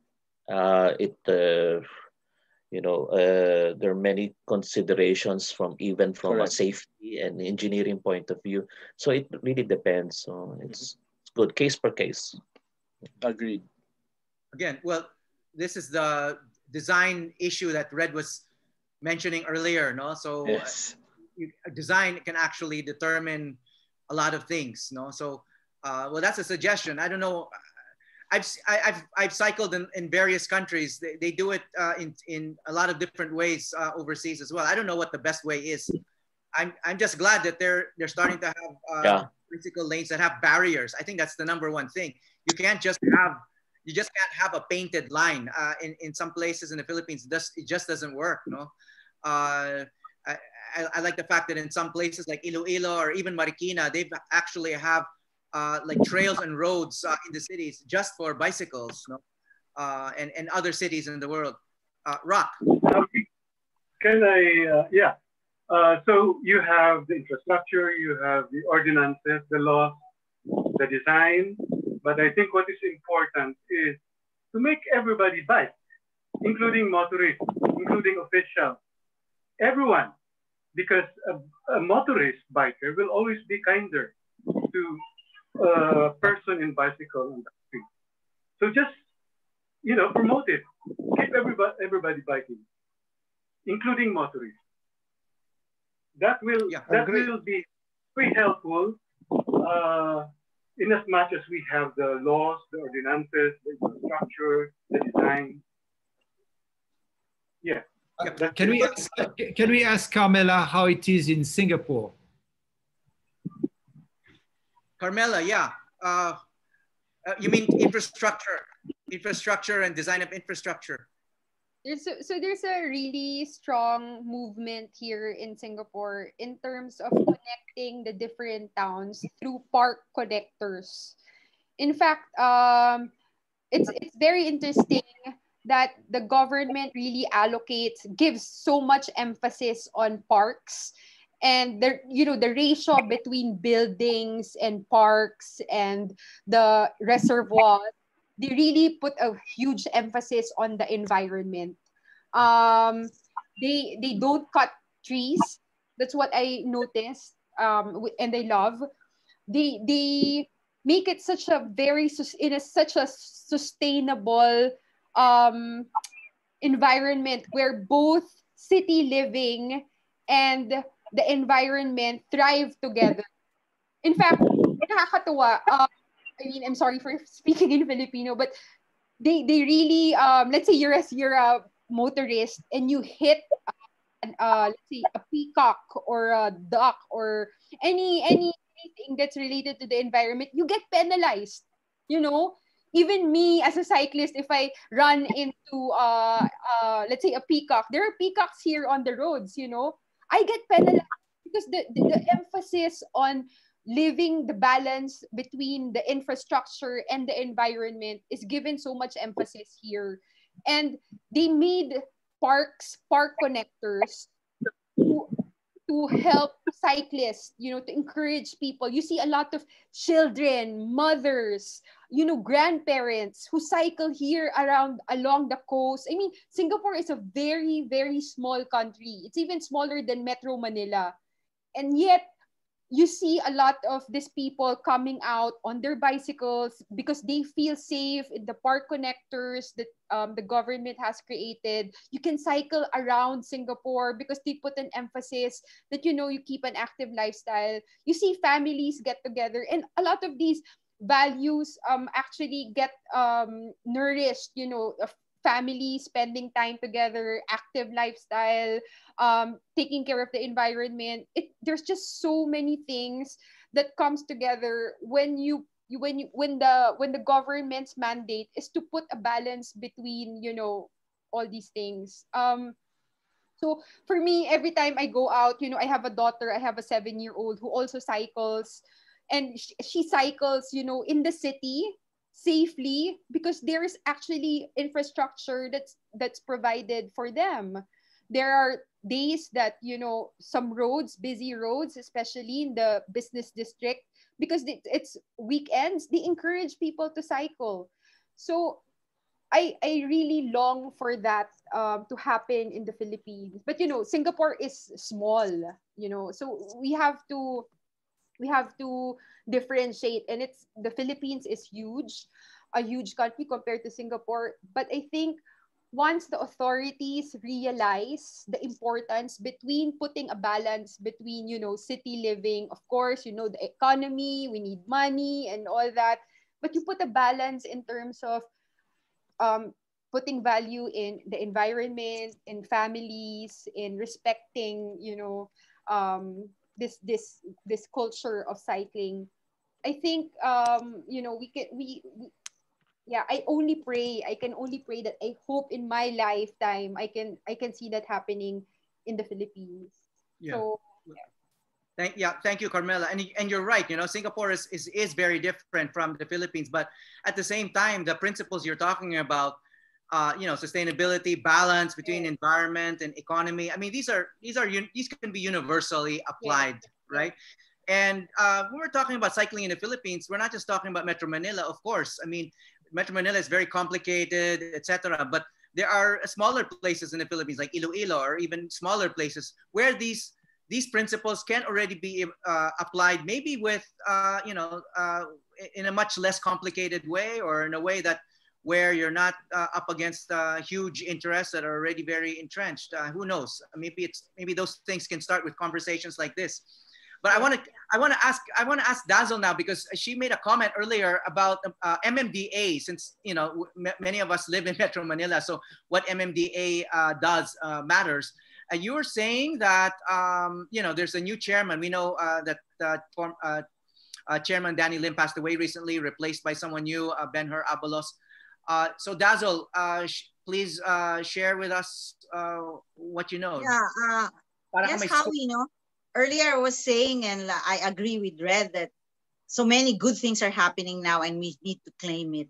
But we also need to have access to information also technically, you know. For example, last Tuesday, we rode with Keisha, no? I used to work with Keisha in the University of the Philippines. We have a active, what we call a non-motorized mobility committee, you know, because the term now they use is active transport, but before it's like non-motorized transport, non-motorized mobility. But now active includes pedestrians and bicycles. But Keisha, who's a graduate, who's an urban planner now, she's working now with the World Bank, and she also used to work with an ADB project, no? And she was telling us that there are already resources which are allotted for this, no? Like Dr. Beverly, what's his name, was saying that it has to be spent for the infrastructure, no?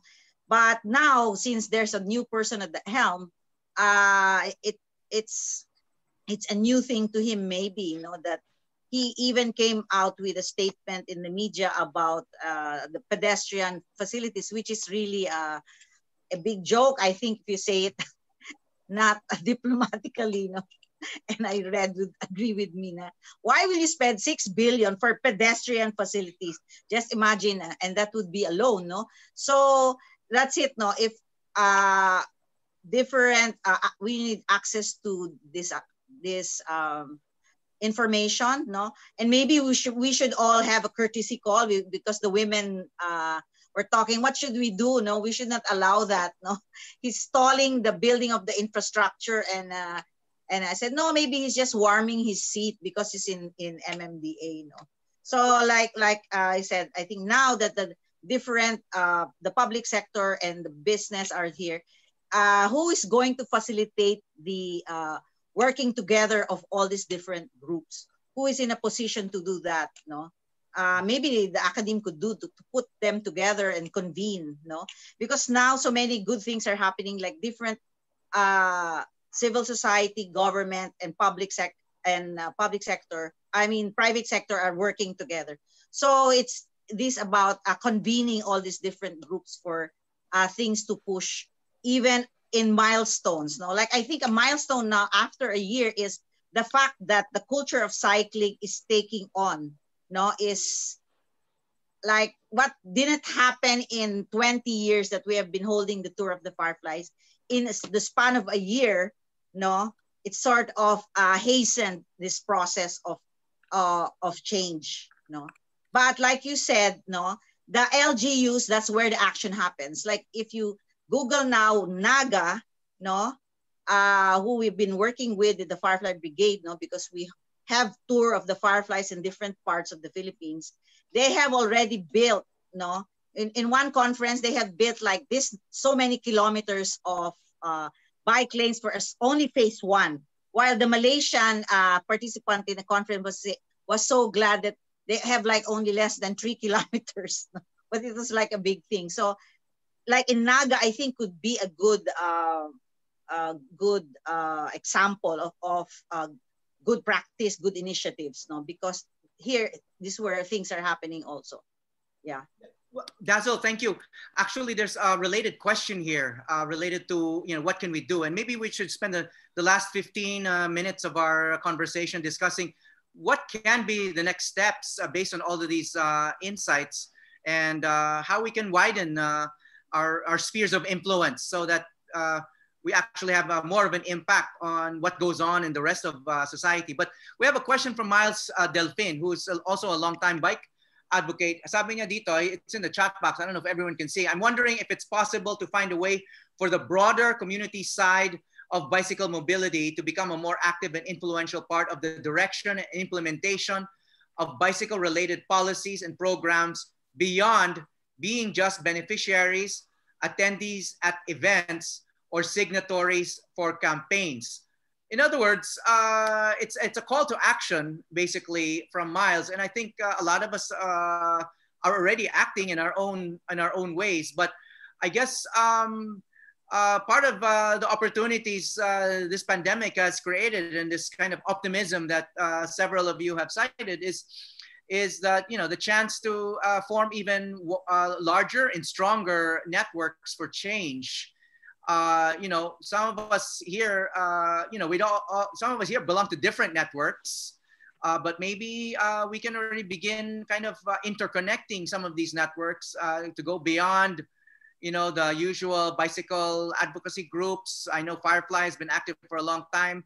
I don't know to what extent you guys have connections with private sector, like SM or LGUs. I know that you formed these connections already, but I'm glad the Department of Health is here. They have a lot of influence now because of the pandemic, and whatever they say, people listen, right? But what do you guys think about Miles's question? How can we get the bicycle community more proactive and actually influencing public policy, what government does, and maybe not just what government does, but what large companies like SM do. I'm kind of, one of the reasons why I'm happy about SM is, frankly, dudes, in the past, security guards at SM used to give me a hard time. Before not anymore. Yeah, yeah. So they'll even give you something to guard your bicycle, no? You have a little you'll have to kind of in the parking register, lot. and No, so we've thank added you. I mean, CCTVs actually yeah, it's a Oh. sign. near the bike racks. Yes, additional. Yeah, it's a sign of change. Aside from the design of the bike rack is very good in Davao. Yeah, It's so, it's I mean, the same. yeah, so imagine just one company making this kind of shift is already making is already creating a buzz, right? Creating waves. Imagine if all the other large companies did the same, and if we have like model communities Iloilo and started being emulated by, I mean, there's a saying, right? Never let a crisis go to waste, right? So we're in the middle of a crisis. So Exactly. there are a lot of opportunities now. So yeah, let's, you know, I'm just going to throw this out there. Maybe we all belong to our own groups and networks. Maybe we can do even more to interconnect these networks. You know, beyond, you know, Carmela's been active in the long rides. I don't know how active she's been in commuter issues, and others might be involved in commuter issues, but maybe not in competition events or major bicycle events like what Carmela and Cyril have been involved in. Maybe we can start connecting those things and what's going on in Metro Manila with what's going on in Iloilo, etc. So what do you guys think? Howie. Yeah. I think it's very important to repeat this subject again. This is a question of how we want to express our citizenship. Citizenship in this case is participation. Do not wait for government to act. This is what SM has shown. This is what Gopher, Grab, Food Panda has shown. This is what different businesses have shown, including LGUs. This is not something where you wait for others to act. You petition your own LGU. We've been writing different ordinances for different cities as well. This is an important issue. As with many things, it's not just about mobility or active transport. If we want better food, we want better shelter, makialam po tayo. I think passivity is simply not acceptable in this moment where we have a chance to remind our leaders, remind the new MMDA chair. This is a question about democracy, and it's time to confront their ignorance. The ignorance rests on the fact that they are serving the minority interests. And we need to assert the interest of the majority. We need to put women first, including the differently abled, because not everyone can cycle, but everyone should have equal access to our commons. And that means our roads to get from one place to another. As long as we serve the majority, we will have a chance to get a better future, which is already happening. Yeah, Cyril. Yeah, so if I may, because this is a French sponsored event, maybe we can look at, so I think it's the same everywhere. Cyril, you're chopping. To encourage cycling. Cyril, your signal is bad. The we're losing you. Has been to is it better now? No, it's not. It's so bad. It's better without the video. Okay. Yeah. It's better without the video. Go ahead. Go ahead. Go ahead. Okay. Coupe. So in Paris, okay. In Paris, the we have been trying to promote it for the longest time, and only the COVID, the government imposed major changes. Can you hear? Not well. Not well, but. Can you hear? Not so yeah, well. but you're chopping. Maybe we should all remove our video. a bit better without the video. No, it's okay. So, okay, so full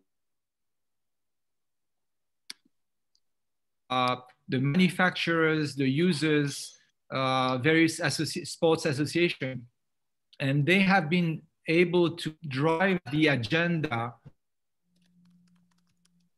have a powerful association, and in Europe because they have standards for security that don't need to be reinvented. I will.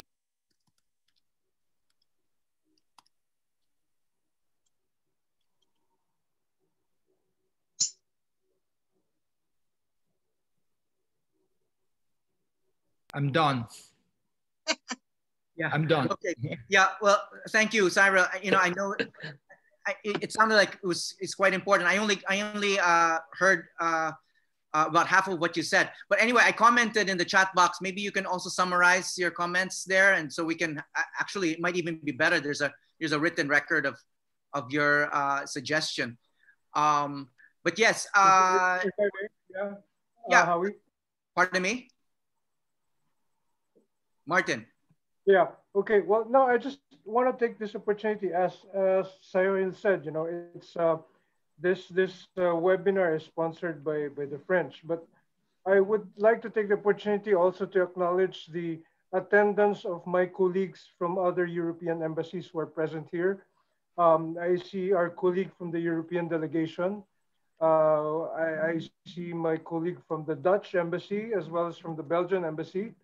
We had a cultural meeting just yesterday where, in fact, we intend to gather our efforts together so that we could collaborate with Philippine authorities, with Philippine stakeholders, precisely so that maybe we could at least present the best practices in Europe so that they can be adopted as models for the Philippines. It can be in terms of infrastructure, it can be in terms of logistics or education of the users. It could also be, of course, a cultural approach. So I know that independently, our different embassies have been approaching different institutions in the Philippines. But if we can continue this discussion, not necessarily through a webinar, maybe on a social distancing bicycle meetup, we could probably look into the different issues that need to be addressed. And perhaps if we gather together the experiences or the best practices of the different European countries, then we could probably offer solutions to our current problems. Well, thank you, Martin. Actually, that can be one outcome from this conversation. You know, you've already networked all of us into this webinar. Maybe you can create a little group that can be widened and make it kind of a learning project about cycling, you know, best practices in cycling in Europe, in France.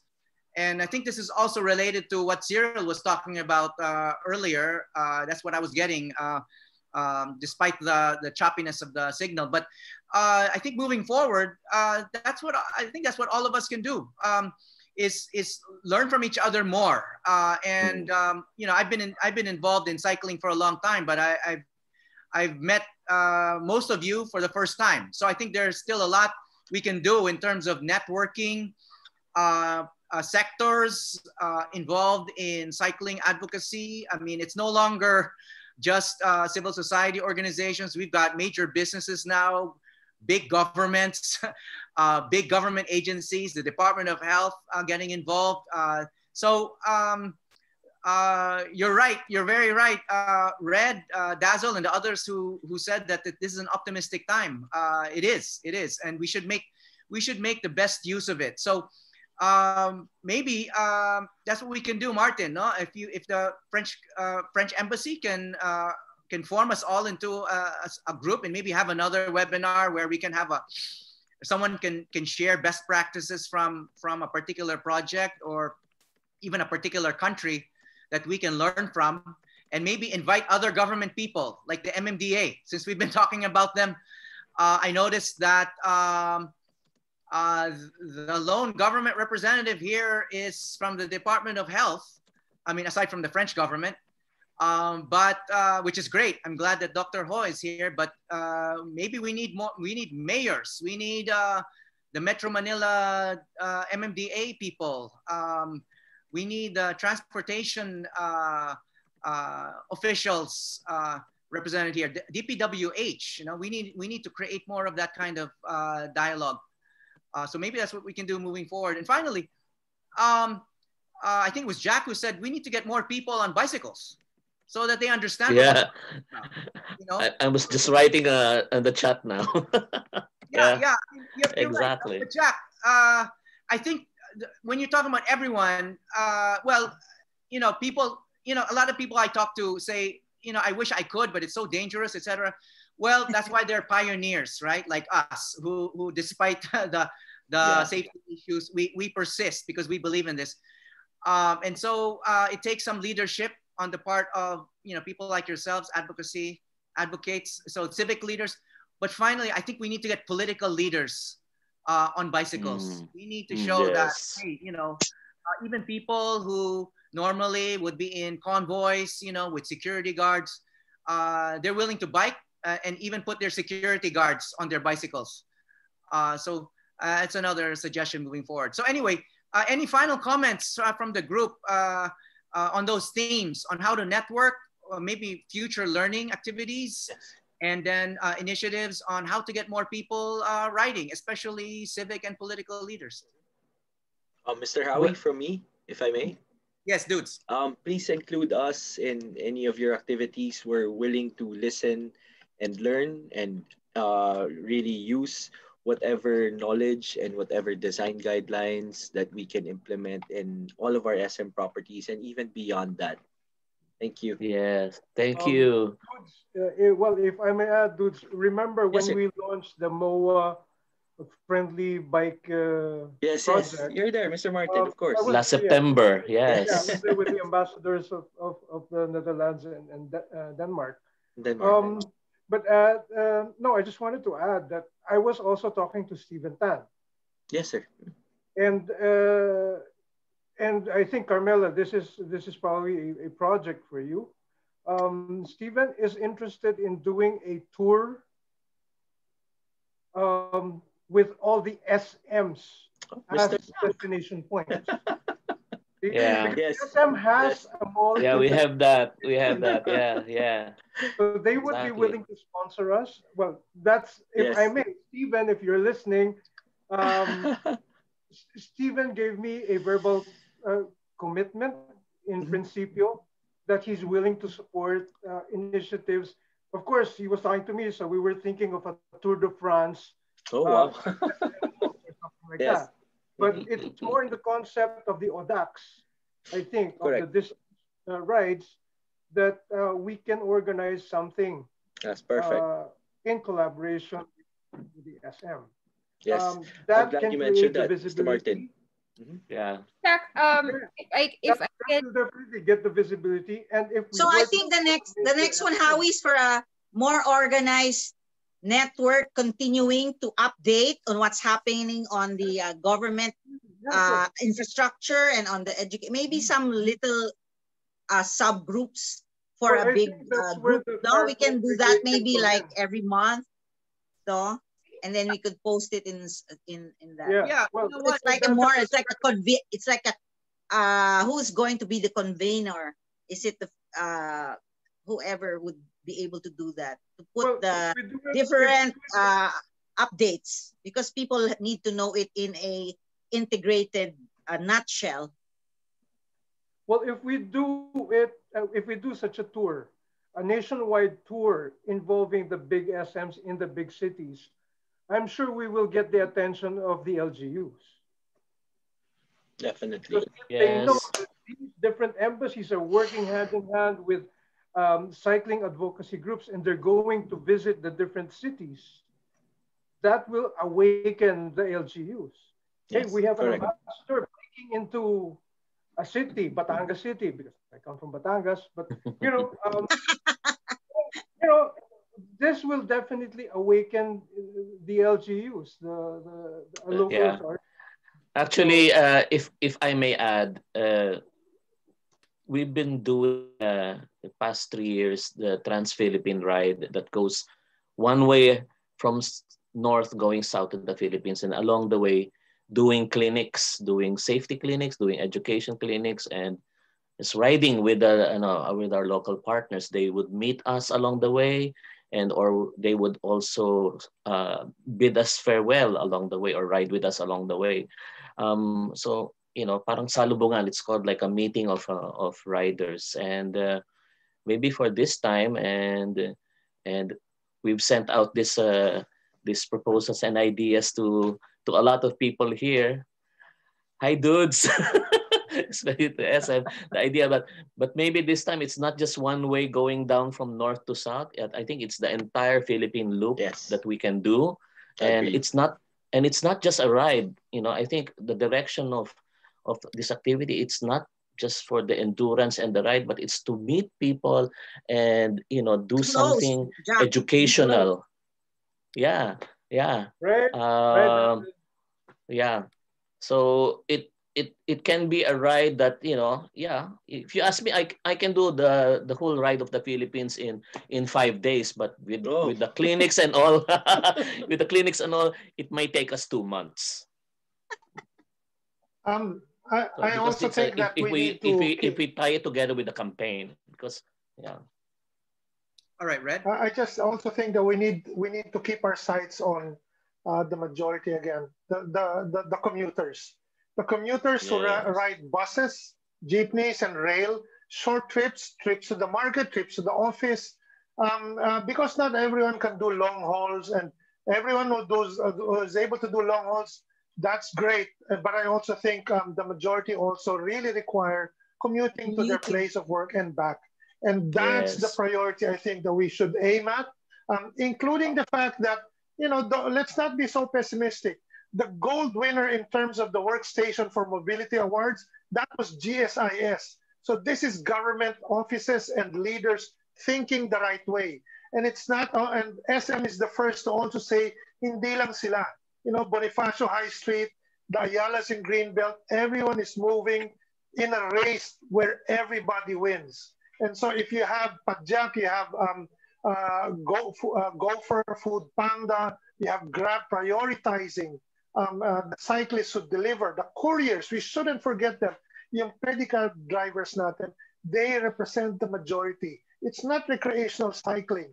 I think it's important that we keep our sights on transformation that benefits the working class Filipino household. All right. Well, thank you. Well, on that note, I think we should wrap up. Maybe Martin or Mr. Piton can give us some final remarks, because this is a French-sponsored event, but it is a global event as well. Night of Ideas, and there have been so many ideas, and I've been taking notes, and maybe Martin and his team can help us synthesize some of these so we can use them moving forward. Yeah, just because there is a lot of ideas tonight, so it's not the end of this night of ideas, but it's just the beginning of the night. So we can talk so many hours. I'm very pleased to see with Roselle a few bicycles just behind you. And because we talk about bicycle during 2 hours, but we don't see so many bikes. So I suppose Martin or Camille, that we have some image of our tour of last Tuesday with most of you. So I would like, if it's possible, to share a few videos with you about our tour of last Tuesday night, if it's possible. Yes. Camille, is possible, do you think?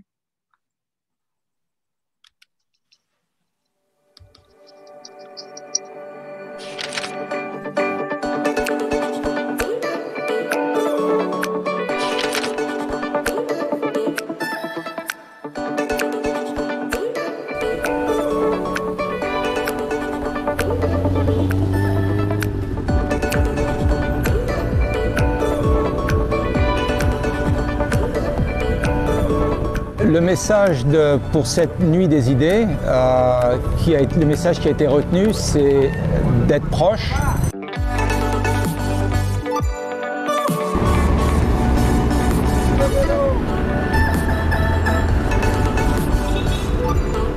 Une chose qui a été observée suite à la pandémie et au Covid, c'est que les gens étaient séparés et enfermés.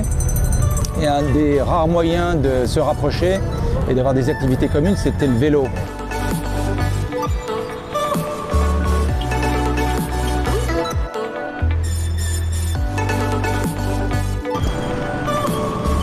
On le voit ici, il y a des jeunes qui ont des vieux vélos, pas chers, et puis des gens qui ont des vélos plus performants.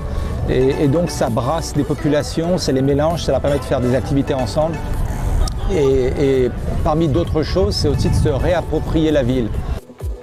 La promotion du vélo aux Philippines, c'est une belle idée.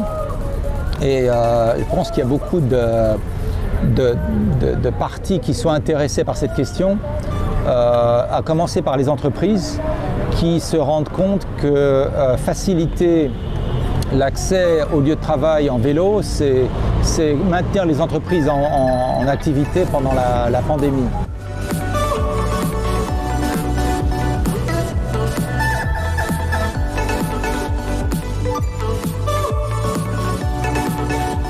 We're at the SM All of Asia Globe to celebrate the Night of Ideas. It's a French event on the theme Closer. So how do we become close to each other, to our society, to our environment? So for us, it's cycling, it's biking. So we've got all these passionate people to bike around Manila.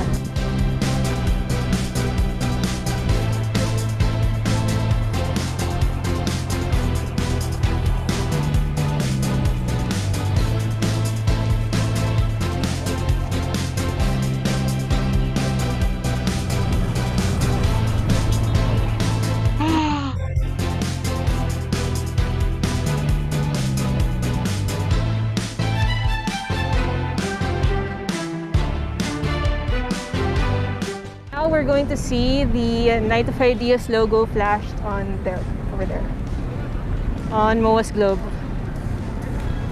So it's a global French event, and it's happening here in Manila in the Philippines.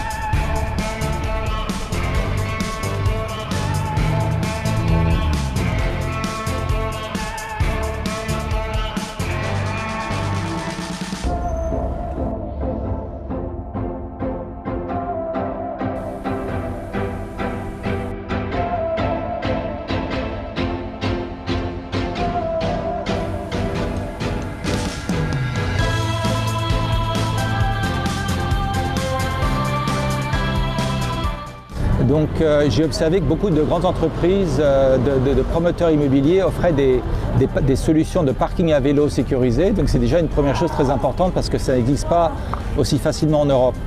Mais un des aspects qui est quand même difficile aux Philippines, c'est la circulation, la qualité des routes, on peut dire, et aussi au fait que les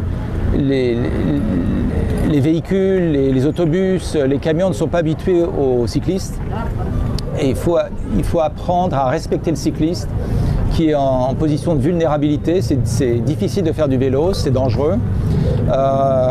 Donc il faut que les automobilistes prennent conscience que le cycliste doit être préservé et doit être protégé.